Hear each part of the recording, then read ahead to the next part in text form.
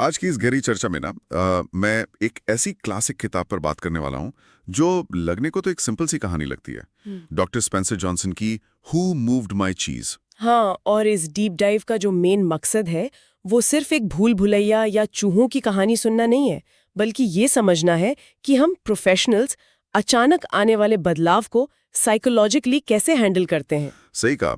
और इसमें जो मेज यानी भूल भुलैया और चीज का मेटाफर है वो एक्चुअली हमारी रोजमर्रा की उलझनों का एक परफेक्ट रिफ्लेक्शन है। क्योंकि देखा जाए तो क्योंकि मैं मानती हूँ कि चीज यहाँ सिर्फ खाना नहीं है ना, वो उस हर एक चीज का प्रतीक है जिसके पीछे हम भागते हैं। जैसे एक सिक्योर जॉब हो गई या फाइनेंशियल स्टेबिलिटी। या फिर कोई अच्छा रिलेशनशिप, और जो मजे हैं वो हमारा कॉर्पोरेट वर्ल्ड या समाज है जहां हम इस चीज को ढूंढते हैं। इसमें जो चार किरदार हैं, दो चूहे स्निफ और स्करी, और दो छोटे इंसान हैम और हॉ, ये असल में किसी और के बारे में नहीं, बल्कि हमारे ही दिमाग के अलग अलग मोड्स हैं। जब भी हम किसी अचानक चेंज को फेस करते हैं तो हम इन्हीं चारों में से किसी एक तरह बिहेव करते हैं। एग्जैक्टली मतलब हम सबके अंदर इन चारों के ट्रेट्स होते हैं। एक स्निफ होता है जो मार्केट ट्रेंड या आने वाले बदलाव को पहले ही भांप लेता है, और एक स्करी जो बिना टाइम वेस्ट किए तुरंत एक्शन लेता है। लेकिन सबसे बड़ा चैलेंज तब आता है जब हम हेम और हॉ वाले माइंडसेट में फंस जाते हैं।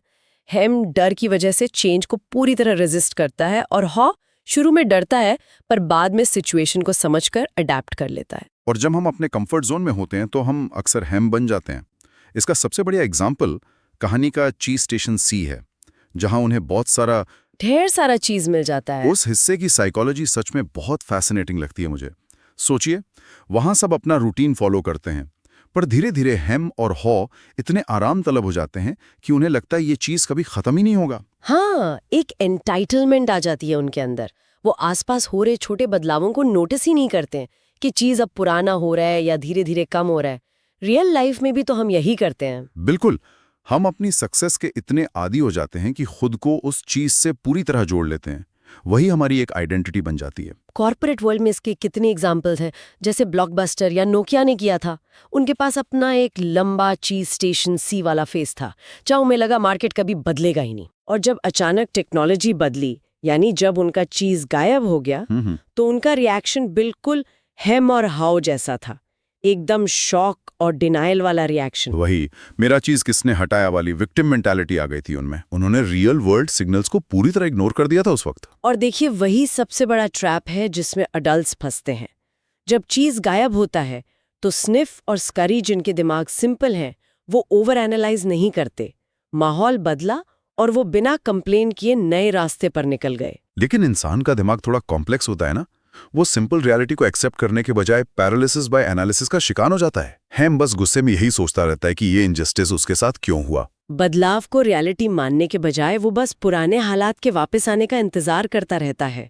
और उस मेंटल पैरालिसिस से निकलने का जो सफर है, वही हाउ की कहानी को इतना पावरफुल बनाता है। हाउ को आखिरकार ये रियलाइज होता है कि उसका अपना डर ही उसे जकड़ कर बैठा है। वो अपनी इस बेवकूफी पर हंसता है और दीवार पर एक ऐसी लाइन लिखता है जो इस पूरी किताब का क्रक्स है, अगर डरना होता तो क्या करते। ये एक बहुत ही डीप मेंटल एक्सरसाइज है, किसी के लिए भी जो आगे बढ़ने से घबरा रहा हो। ये एक अकेला सवाल हमारे सेल्फ इम्पोज लिमिटेशंस को तोड़ने का काम करता है। हाउ का नए और अनजान माजी में कदम रखना असल में अपनी पुरानी आइडेंटिटी को लेट गो करने का प्रोसेस है। क्योंकि जब तक पुरानी चीज का मोह नहीं छूटता, नए अपॉर्चुनिटीज दिखाई कहां देते हैं। और हाउ जब अपने डर को पीछे छोड़कर आगे बढ़ता है तो उस अंधेरे रास्ते पर भी उसे एक अजीब सी आजादी मिलती है। उसे नई चीज के मिलने से पहले ही उस खोज के प्रोसेस में कॉन्फिडेंस आने लगता है, जिसका इनाम उसे चीज स्टेशन एन के रूप में मिलता है, जहां उसे पहले से भी बेहतर नया चीज मिलता है। और मजेदार बात यह है कि वहां उसे स्निफ और स्करी पहले से ही बैठे हुए मिलते हैं, जो इस बात का क्लियर रिफ्लेक्शन है कि जो लोग टाइम पर रियलिटी को एक्सेप्ट करके अडैप्ट कर लेते हैं, वो हमेशा बाकियों से आगे रहते हैं।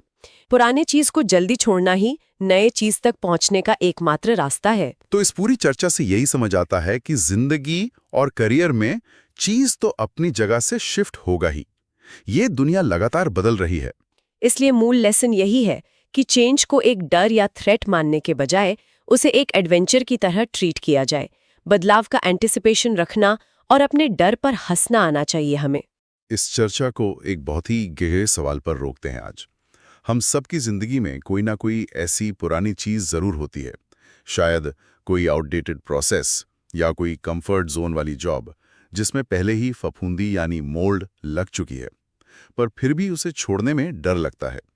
तो क्या अब वक्त आ गया है कि उस डर को पीछे छोड़कर एक नए मजे में कदम रखा जाए, जहां कोई बेहतर कल इंतजार कर रहा है? इस विचार पर जरूर गौर कीजिए।